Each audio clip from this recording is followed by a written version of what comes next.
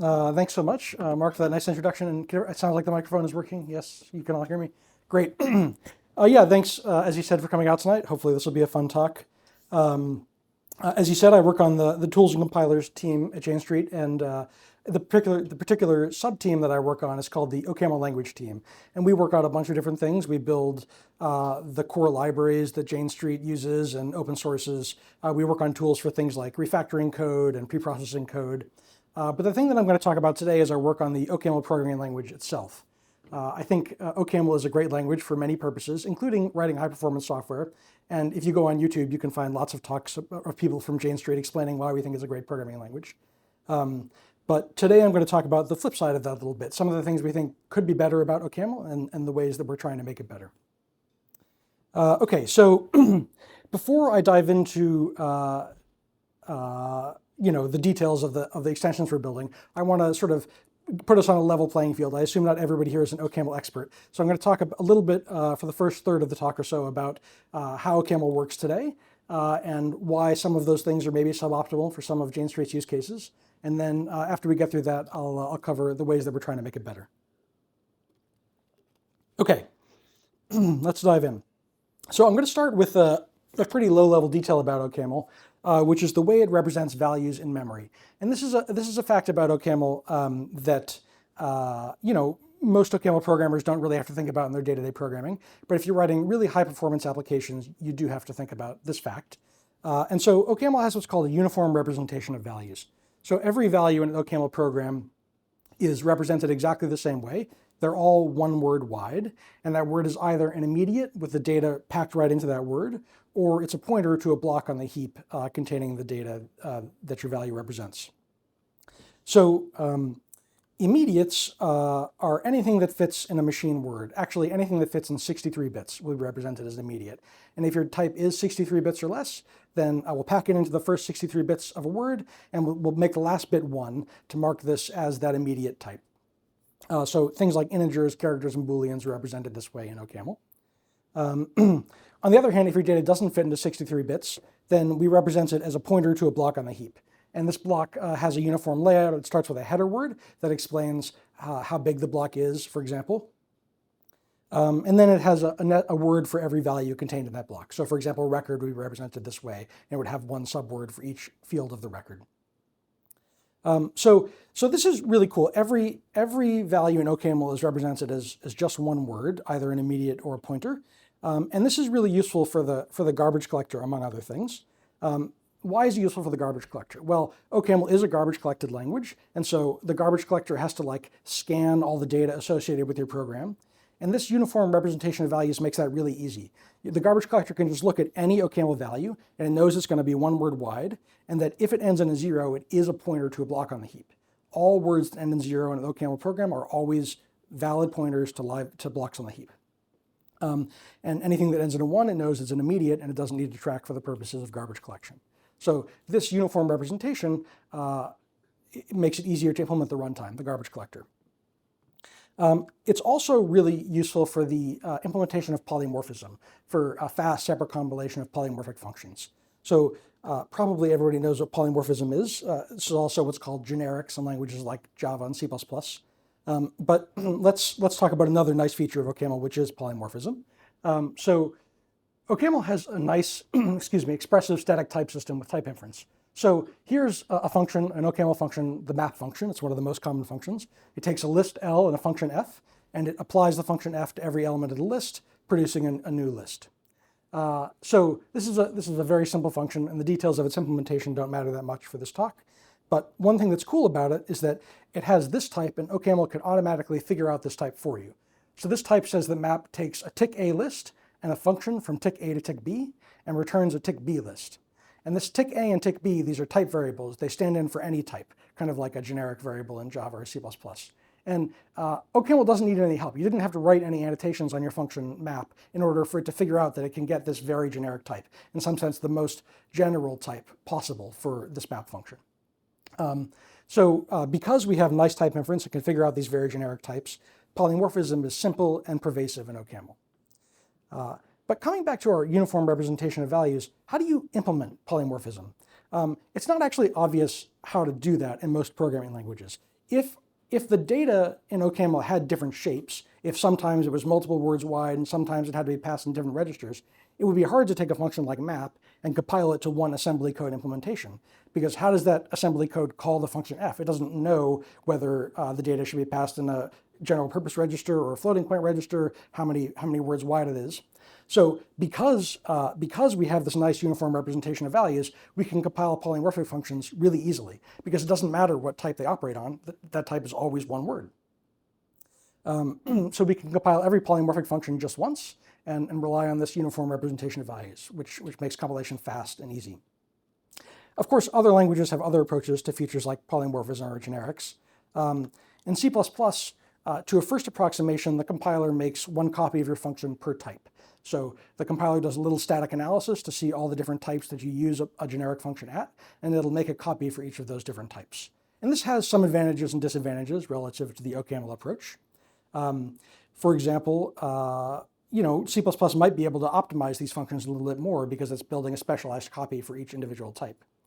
But on the downside, there are many copies of the functions now, and this means your binaries are going to be bigger, and also there's more pressure on the instruction cache. So you might call map several different times in your program, and even if you call it one right after the other, it might not be in the cache because it's actually a different copy of map that we don't have to go fetch. And in C# and in other languages, they approach polymorphism with compile time or runtime code generation. So this is a JIT, right? Basically in C#, your program, when you call a function on a type, the actual language runtime goes and checks to see if you have an implementation of the function for that type yet. And if not, it'll compile it right then for you. It'll sort of pause the execution of your program, compile the function, and then you can use that function. This is called just-in-time compilation. Also a valid approach. Okay, so changing gears a little bit, I want to talk about one other feature of OCaml before we talk about ways it could be better. And that is that OCaml has parallelism, which sounds like a boring thing because most programming languages support parallelism.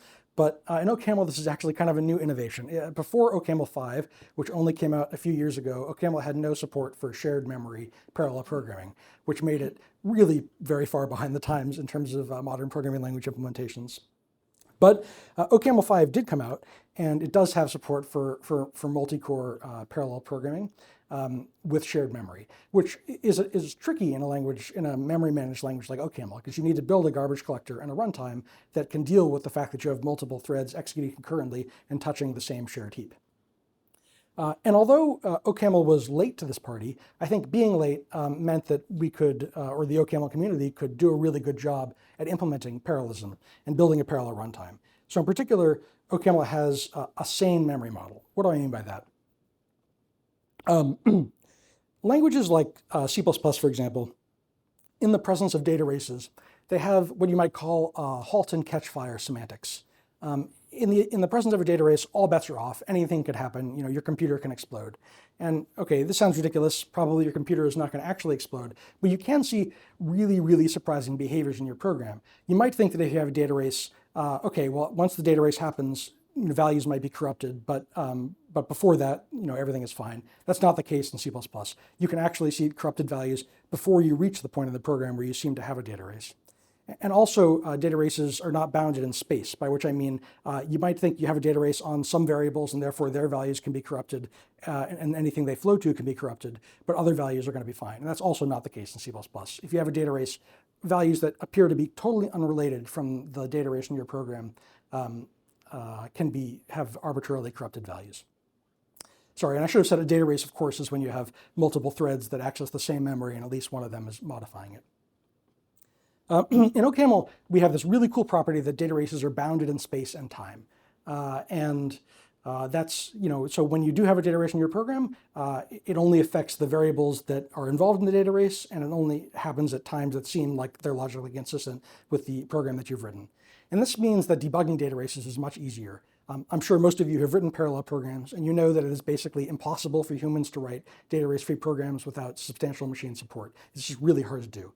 And that's compounded by the fact that they have these weird behaviors. It makes them really hard to debug.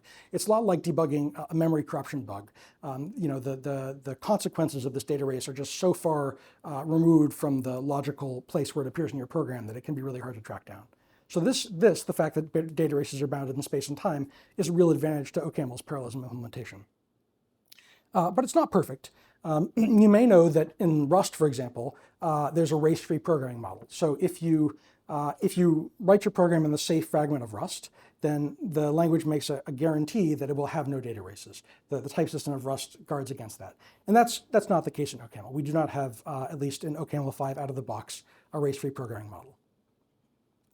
Okay, so we've talked about some facts about how OCaml works, and I want to call your attention to like two aspects of that that are less than ideal, which are probably obvious. So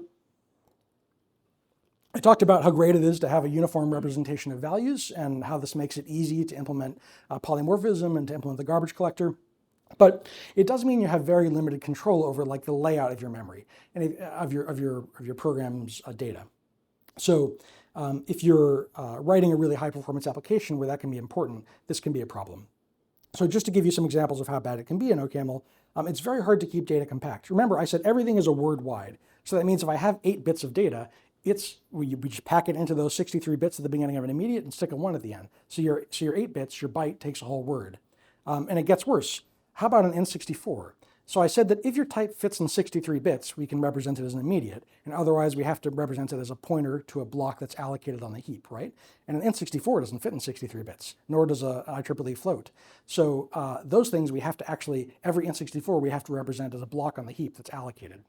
And this means they take, you have to have the header word, and then it turns out in the particular case of N64, there's an additional word called the custom word, which doesn't matter, and then the actual data, which means N64s and OCaml are a 3-word allocated block on the heap. Okay, this is not great for writing high-performance software.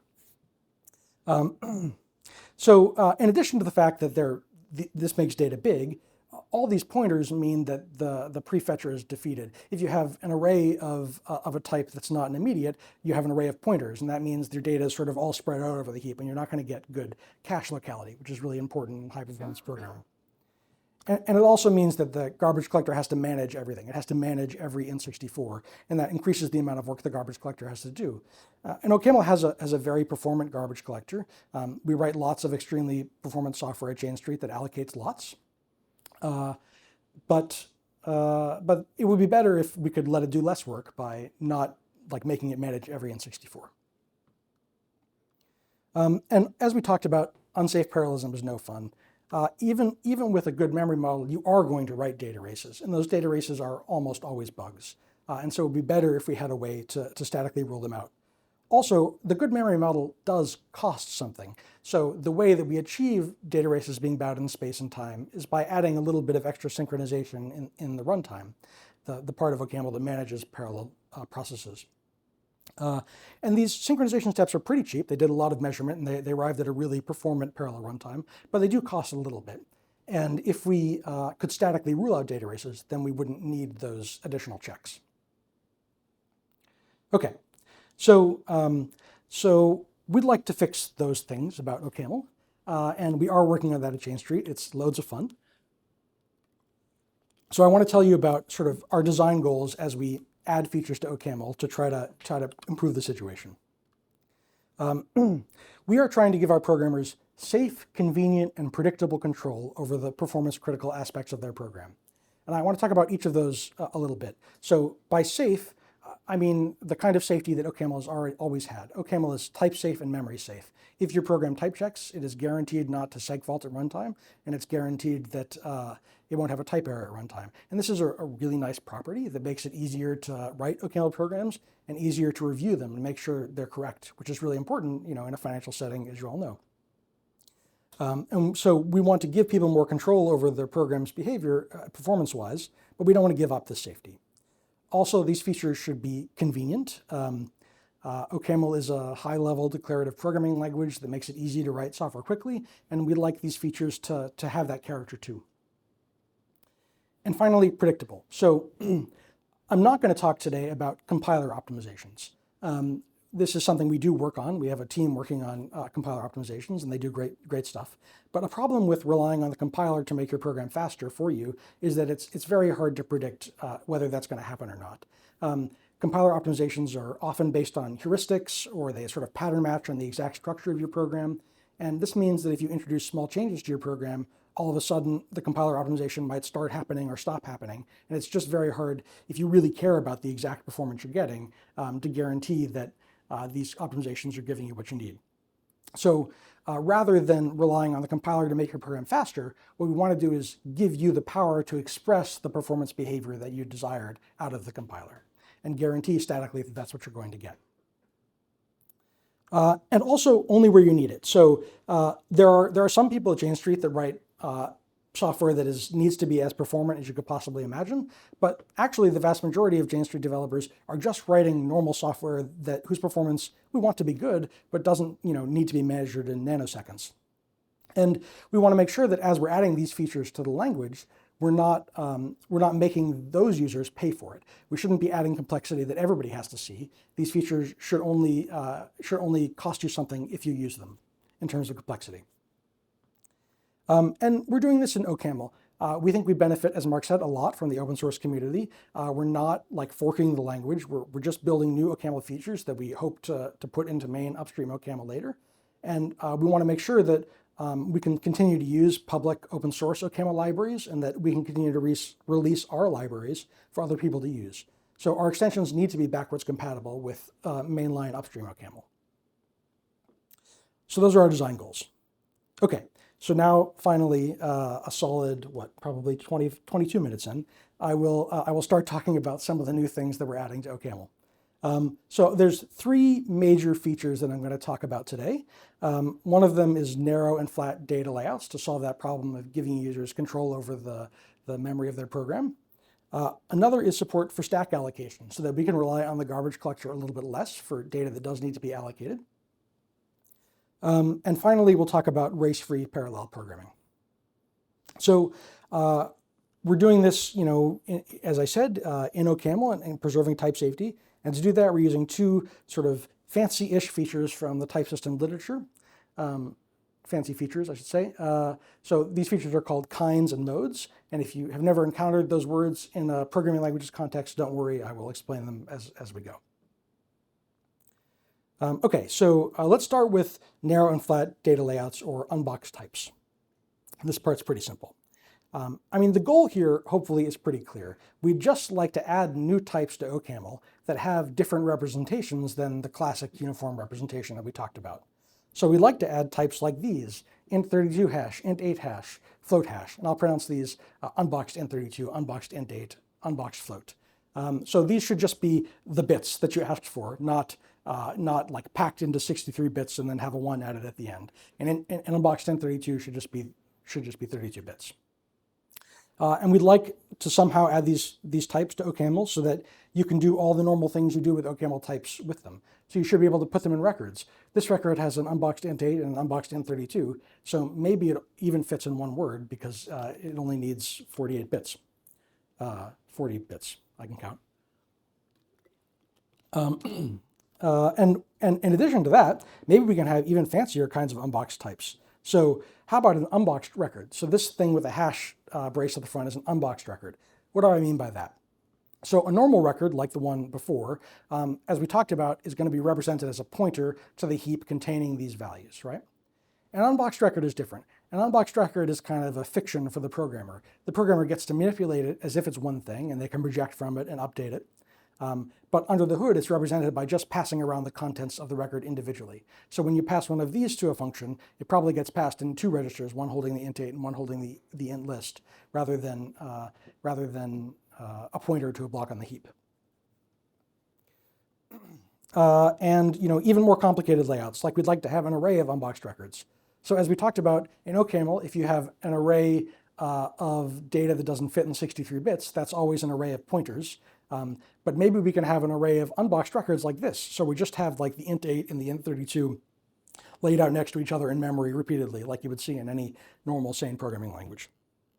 So the goal is to add these types to the language. But there's an obvious problem, which is that I explained at great length how we depend on OCaml's uniform representation of values in order to implement things like the garbage collector and polymorphism. So what are we going to do about that? And the answer is we're going to add a way for the type system of OCaml to track the shape of your type and use that information to help the garbage collector and to compile polymorphism. And we call those shapes layouts. And layouts are a particular form of kind from the type systems literature. So kinds you can think of as being like types of types. So in a normal programming language, types classify values, right? Your different values, each different value has a type. And so kinds are like that, but for types. Each type has a kind. And that kind, in our case, is a layout. It classifies the shape of the type. So we're going to use these layouts so the type system can track them, and then the compiler can use them to know how to manipulate data appropriately. So what kind of layouts are there? Well, we have a lattice of layouts. Technically, it's a joined semi-lattice, but hopefully nobody will call me on that. So if we start at the bottom left there, value is the layout of classic OCaml values. So every type that existed in OCaml before we added unboxed types, that's going to have the kind value. Bits 8 is going to be the kind of types that fit in 8 bits. And bit 64 is going to be the kind of types that fit in 64 bits. And we also have float 64 because bit 64s are passed in general purpose registers, but float 64s are passed in floating pointer SIMD registers. And we can even have a kind like void. Void is the kind of types that don't have any representation at runtime. OCaml has a fancy type system. Sometimes you pass around values to functions just for type information, and we can now give those layout void and just erase them at runtime. So there's also this layout at the top called any, which is a weird one. So any is the layout of a type where the type system hasn't figured out what its layout is. And this is hard to use because if you have a type whose layout is any, the compiler doesn't know how to compile a program using that type. It just rejects it. But it can still be really useful in signatures.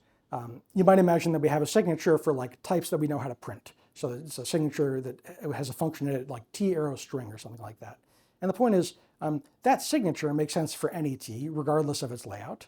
And so we might want to write down that signature once using the layout any. Now, any individual implementation of that signature for a given type will specialize the signature to a given layout. But the signature itself can be shared across all layouts by using the layout any. And we're also going to add aggregate layouts. So here's the layout of an unboxed record containing 4 things, one of which doesn't actually need a representation at runtime, so maybe it's 3 things. And yeah, product layouts like that. Okay, so how does this work in practice in the type system? Well, the type system just keeps track of the layout of the types. And we have to talk about how to implement the GC and how to implement polymorphism briefly. So how do we implement polymorphism? Well, we do what other programming languages do. We just have to make a copy of your function for each different layout that you use it at. And this is still, I would say, better than what C++ does. C++ is going to make a copy per type approximately. We only have to make 1 copy per layout, so per like class of types, which is going to be a lot better. And as for the GC, we just have to teach it some new tricks. So for example, if you make a record containing some types that are classic OCaml values and some types that are boxed, we're now going to modify that header word that I talked about that records have to record which values the GC is supposed to look at and which values the GC is not supposed to look at. And that's how it knows which values to look at. And it won't ever look at a value that ends in a 0, but it's not a pointer. That's unboxed types. So that's the first of the 3 features that I'm going to talk about today. The second is stack allocation. I have more to say about stack allocation, although we'll see how we do on time. So heap allocation versus stack allocation. So OCaml is a garbage collected language, and like most garbage collected languages, all the data that it allocates on the heap. And heap allocation is expensive, relatively speaking. I mean, as I said earlier, OCaml is very good at this, and we have a very performant garbage collector, but it does cost something. OCaml has what's called a generational garbage collector. So there's a quote-unquote minor heap where small and short-lived values live, and a major heap where big or long-lived values live. And managing memory on the major heap in particular does really have an expense. The minor heap is better. The minor heap is basically just a bump allocator. So there's just a big slab of memory, and every time you allocate something on the minor heap, we increment the pointer to make some space for it. And that's very cheap, but it's still cache inefficient. So there's a real trade-off when you think about how big your minor heap should be. every time the minor heap fills up, we have to do garbage collection and like check which values in the heap are live and move them to the major heap and free up the memory, and that costs something. So we want the minor heap to be big so that we don't have to do that very often. But also, if the minor heap is big, it doesn't fit in the cache, and so we have bad cache locality. So there's just a trade-off here, and there's no good answer. So stack allocation can be better. Stack allocation, in the sense you're all familiar with from C or whatever your favorite programming language is. It's kind of similar to minor heap allocation in that there's just a pointer that gets bumped, right? But collection happens much more cheaply because, in C, when your function returns, we just decrement the stack pointer. You don't have to scan the values. You're supposed to make sure they don't live past the lifetime of your function. And so we can just decrement the stack pointer. We don't have to do any scanning. Also, in general, this will touch fewer cache lines than the minor heap because we're reusing the same memory every time you call and return from a function. So we'd like to add stack allocation to OCaml, but there's a problem, which is that we said we're trying to keep OCaml safe, right? And stack allocation is not obviously safe. In order to make it safe, we need to follow a stack discipline. So like turning back to our example of C, there's a classic kind of bug in C where you allocate something on the stack and then you store a pointer to it somewhere and you kind of forget that it was allocated on the stack. And now your function returns, but that pointer is still stored somewhere. And if you look at it later, well, that data is now some other memory entirely. It's representing some other value. This is a classic kind of use after free bug. We want to make sure you can't have that kind of bug in OCaml somehow. So what do you need to know about a value to know that it respects the stack discipline? Well, mainly you have to not do that thing I just said. We should only stack allocate values if we never create pointers to them from the heap, because the heap lives for an indefinite amount of time, and stack allocated values are only going to live for the lifetime of one function. So if you create a pointer to a value on the heap, we don't stack allocate that value. Also, if you return a value from your function, we shouldn't stack allocate it, because when you return from your function, we're going to pop the stack frame, right? So the memory immediately goes out of scope, its lifetime ends, and then we shouldn't let it live past the end of this function. Okay, so we need to add some features to the type system to track these properties of values so that we can figure out what can be stack allocated and what can't be stack allocated. Before I talk about what those features are, I should explain why we don't just do what Rust does. So probably some of you know Rust, and Rust is a great language. No complaints about Rust. So why don't we use, well, sorry, I guess I'm about to get to some complaints about Rust, so I just lied. Why don't we use Rust-style lifetimes?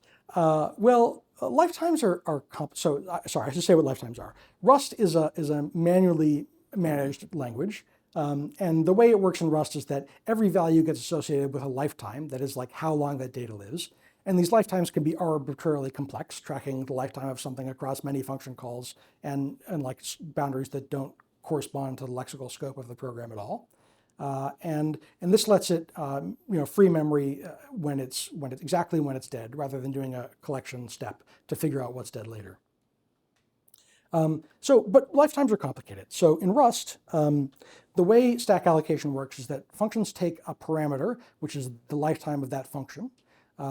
If your value that you allocate during the function can have that same lifetime that the function does itself, if it's polymorphic in the lifetime, then that value can be allocated on the stack. And this sounds pretty simple and straightforward, but there's a bunch of problems with it. The first thing is you often trip into the need for what's called higher order polymorphism. So Rust has higher order functions, that is functions that take functions as arguments. And so now there's like multiple lifetime parameters, right? This function has a lifetime parameter, and those functions that it takes as arguments also have lifetime parameters. And it turns out that in the presence of this kind of polymorphism, type inference is undecidable. So there's no way to write a type inference engine that could automatically figure out for you the lifetimes in your Rust program. It's inevitable that sometimes the user will have to add lifetime annotations. And as we talked about at the beginning, we're trying to preserve this character of OCaml having nice type inference and it being easy to use our fancy features. So that doesn't fit in well. Also, these lifetimes get very complicated, and they need to get complicated in Rust because everything you allocate, we need to understand its lifetime exactly. But in OCaml, we have a garbage collector. So if something has a complicated lifetime, we can just decide to allocate it on the heap and let the garbage collector clean it up when it notices it's dead. We don't have to figure out how to give it a complicated lifetime that tracks that exact period of time. So with those things in mind, what we're using is modes. So modes are another fancy system, a fancy thing from type systems literature. And the way we're using modes in our version of OCaml is that they're properties that can be applied to any type. So earlier I talked about kinds. Kinds kind of divide the universe of types into different buckets by their shape in our case, right? Modes are different. Modes are orthogonal to types. So it makes sense to talk about any value of any type at any mode. And we're going to use these modes to track properties, like whether something lives past the lifetime of the function that it's allocated in. And in our case, these properties are all going to be deep properties. So if you have a deeply nested record with a bunch of pointers in it, and we say that it has a certain mode, we're talking about the whole value all the way down. So to support stack allocation, we add two modes, global and local. Global is the default mode. This is the sort of legacy mode for classic OCaml values, and it means that the lifetime of something that has mode global is unconstrained. We'll make no guarantees about how long it lives. On the other hand, if something has the local mode, then we guarantee that it follows the stack discipline. So something can only be assigned the local mode if it's not like stored on the heap. We don't create any pointers to it or return it from a function. And the idea is that we're going to have the type system automatically figure out for you whether something has the local mode by tracking how you use values that you create. Also, there's a submoding relationship. So you can think about it this way. If something has the local mode, you're constrained in how you can use it. You're not allowed to store it on the heap or return it from a function, right? So if you have something at the global mode, it's perfectly safe to treat it as if it were at the local mode, because all you're doing is taking away your ability to store it somewhere. So we can set up the language so that anywhere something of the local mode is expected, it's safe to use something of the global mode, which makes programming with this feature a little bit easier.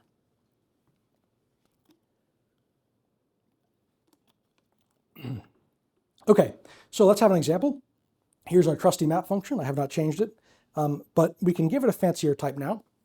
So this type has two lines. On the first line, I've written the classic type it has in standard OCaml, like we talked about earlier. And I've written a second line with ats. And the second line records the modes of each of the arguments to this function. And here dot means the legacy mode. I'm not making any promises about how this function interacts, what the lifetime of this argument is with respect to this function. But the local mode means that the function map respects the stack discipline with respect to the function argument. In particular, it doesn't let the function argument escape from your call to map. So what that means, and by the way, that's true. You can look at map, right? Map calls f, but it doesn't squirrel f away on the heap somewhere or return f. It just calls it. Then we can write a function like multiply by. So multiply by takes a list L and a number mult, and it just multiplies every element of the list by mult. Now, it does that by creating a little anonymous function that just multiplies the number by mult. And a thing about OCaml is that we have to create a closure for this function. We have to allocate somewhere the data for this function object itself. Where are we going to do that? Well, in classic OCaml, you would allocate it on the heap, but because we can see that map uses this function in a way that is consistent with the stack discipline, we can allocate it instead on the stack. And this means the garbage collector doesn't have to get involved here at all. And it's automatically freed when multiply by returns. Okay, I'm going to skip some parts of this, this section because I want to make sure I have time to talk about data erase freedom. So I'm going to skip this slide, but I do want to talk about this slide because I think it's really cool. A thing that we learned about local is that it's not just good for stack allocation. This property of whether something escapes its scope is a useful property you might want to track just for safety or correctness reasons. So this function with file is a function from the OCaml standard library. And the idea is you pass it a string, which is a file name, and then some function that you want to run on the contents of that file. So that function receives an inchannel.t, and then it does something, it computes something, tick A, and your whole function returns that thing, tick A. And the reason you would write a file manipulation function like this is that it can automatically manage the opening and closing of that channel for you, of this file handle. So with file, we'll open a file handle and then run your function using it, and then it closes the file for you automatically when your function returns. This is nice because it means you won't forget to close the file handle if you use with file. But that would actually be incorrect if the function we passed to with file stored the file handle somewhere. If it put it on the heap or something, then with file is going to close the file, and now later somebody may look at this file handle on the heap and think it refers to a valid file that's still open. and that would be a bug in your program. And we could use local in a way that has nothing to do with stack allocation to require that you pass with file a function that respects the stack discipline with respect to this channel, this file handle. So by giving with file this type, we guarantee that the function you pass it won't like take that channel and store it away somewhere, because that function has to not let it escape, has to respect the stack discipline. So this is really cool. We didn't see this coming originally, but this feature of being able to track whether something respects the stack discipline or whether something escapes its scope allows us to provide a little extra safety in classic OCaml functions like with file. Okay. We should have mode polymorphism. I'm going to skip some things here because we have finite time. Okay, and I want to talk about data race freedom. So I want to argue that modes, which are the technology we just finished talking about, are a great fit for data race freedom. So here are some things you might do to a value, and you might want to track whether your program does these things or not. You might want to make an alias to it, return it from a function, create a pointer to it, pass it to another thread. These are all like things you can do in your program, and if we can track whether you can do things like this, then we can maybe provide a way to provide a static guarantee of data race freedom. So in our previous example, we talked about local, and local is a mode that tracks whether you do something to a value. The thing that it tracks is whether you let it escape its scope. And we can add new modes that track things like this. And then, as it turns out, we can put them together to guarantee data race freedom. And these operations are all deep, so they fit into this category of modes that we were talking about. So what modes are we going to have? I'm going to introduce two new dimensions of modes. The first one is contention. So contention tracks whether a value has been shared across threads. A value can be uncontended, which means it's local to one thread, or it can be contended, which means it has been shared with another thread. And we can use the type system to enforce that values that have been shared to other threads, values that are contended, you're not allowed to read or write to the mutable parts of them. And this is going to give us a guarantee of data race freedom, right? This enforces that if you share a value to another thread, you're not allowed to mutate it, and so you can't possibly have a data race. Okay, of course, we do want to provide some way to mutate shared memory, and I'll get to that in a second.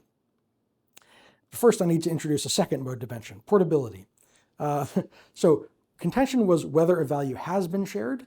Portability is whether a value may be shared. It's a slightly different angle on the same kind of question. So values can be portable or non-portable. Portable values are safe to share, and non-portable values are not safe to share. So what values are portable? You're probably thinking, okay, so mutable data is not going to be portable. That's not quite right. Actually, mutable data can be portable. Almost everything can be portable. The trick here is that we already have contention. So we're already preventing you from doing anything unsafe by sharing mutable data across threads. But there's a loophole in that plan, and that loophole is functions. Imagine that I create a function in one thread that mutates some data in that thread, and then I pass that function itself to another thread. That function is not mutable, but I'm sort of passing the capability to mutate data in the original thread by passing this function. So I need to ban that. I need to ban the ability to pass functions that do mutation to other threads. And the way I do that is by saying that functions that capture uncontended mutable state, that is, mutable state that they have the power to mutate, cannot be sent to other threads. Those functions are not portable. And we can build a type system that tracks this property of functions. I meant to reorganize my slides because the next slide is a doozy, but I guess I forgot, so I will go into it. Actually, we have a whole bunch of modes. Here's a bestiary of modes.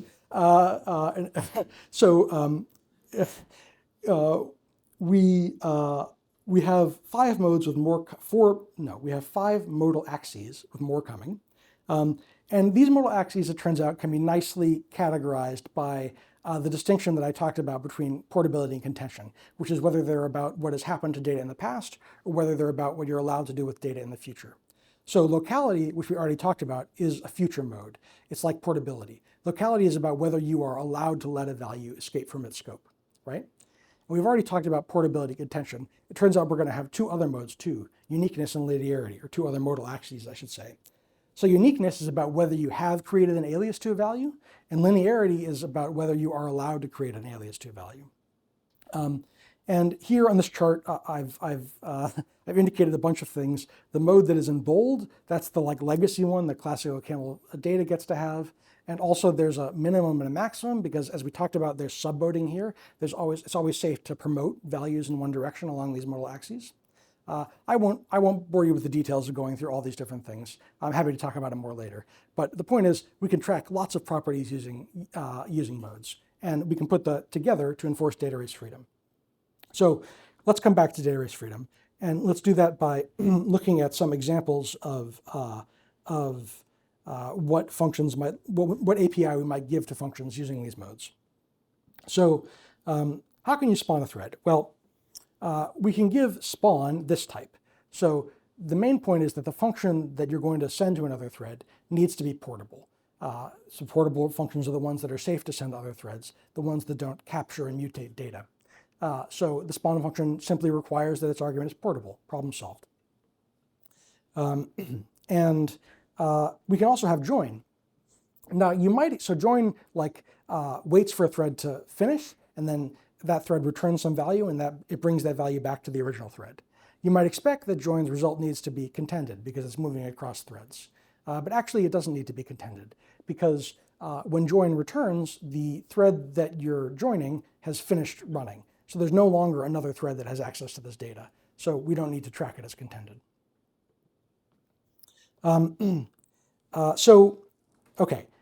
Here's the most complicated slide in the talk. Well, I guess the slide with the table is the most complicated, but this is the most complicated one I'm actually going to try to explain. So this is like an API for safe parallelism using actual shared memory. So, and I'm going to go through it in a little bit of detail, but the idea here is everything I've just talked about, portability and contention, what they do is they set things up so that there's no way to share memory between threads and have that memory be mutable, right? But actually that's something you want to do. We want to provide some APIs that allow you to do that in a safe way. So this is an example of one such API that uses locks. They don't all have to use locks, but this is one API that does use locks to share memory in a safe way between threads. So I'm going to have to go at a kind of high level here because I don't have enough room on the slide for all the details. But the idea is that this type T here, that's a type that represents a pointer to immutable data. And the tick A argument to T, that's the type of data that's stored at this pointer. And the tick K argument is a trick that we sometimes use in OCaml's type system. It's what you might call a phantom type. But basically that tick K identifies the lock that is associated with this pointer. So I haven't shown you the module that has locks in it, but that tick K is going to link this pointer to a data type from that module. So then if we look at create, create is how we create a new shared memory cell that is protected by a lock. And we know what lock is protected by because it returns a type or a T that has a K in it. So you're going to need to have the key to this lock, and that shows up on the next function, which is map. So map allows you to take a function and apply it to some data that's in one of these shared memory cells. So in order to do that, you need to have the key for the lock that is associated with this tick K. And we're going to set the system up so that keys are not portable. You're not allowed to send them across threads. So if you succeed in locking the lock and getting the key, then you know you're the only person that can access the shared memory right now. And you're allowed to do things like map. So map requires you to have the key and requires you to give it a portable function that's going to run conceptually on this other piece of shared memory that might belong to another thread. And then you get back a piece of shared memory that has been updated.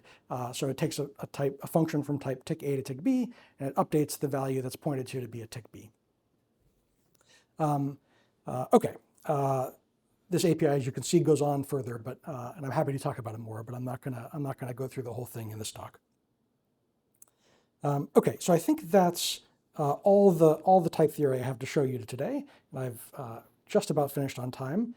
So just quickly to summarize some of this.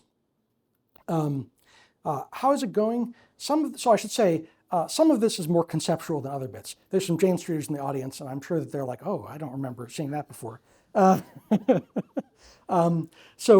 stack allocation unbox types are being used in production systems. In fact, I'm here in Hong Kong this week. I don't live here, but I'm here to help one of the teams here use unbox types in a system, and it's been really fun. It's going okay. There's lots more to do though. These features, one of the nice things about working on a compiler in a setting like Jane Street is that we can add features that aren't quite fully fleshed out yet. So there's lots more work to do to make these features feel totally complete with respect to what you would expect to see in OCaml. But they are now usable and being used by teams. This slide is a little bit out of date. I would say the data race freedom implementation is finished, but we're still in the initial stages of rolling it out. So we're working with some individual teams to have them sort of beta test for us this API for data race freedom. And we think that at the moment, nobody inside Jane Street is allowed to write parallel applications in OCaml because we don't have a way to give them a guarantee of data race freedom.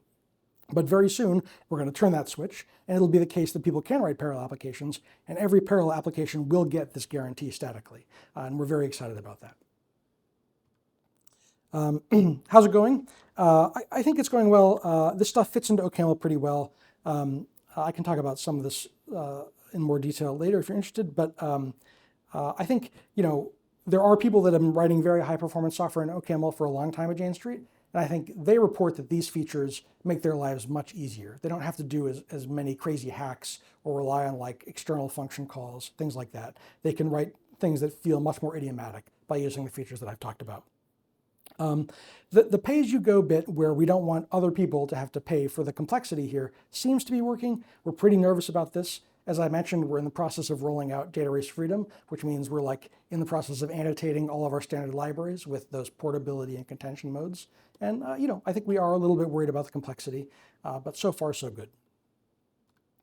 And if you want to know more, we have a YouTube series, we have blogs, we have academic papers. I'm very proud of the data race freedom a la mode paper, which won an award at POPL, one of the top programming language conferences this year. And I think that's all I have, so I'm happy to take questions.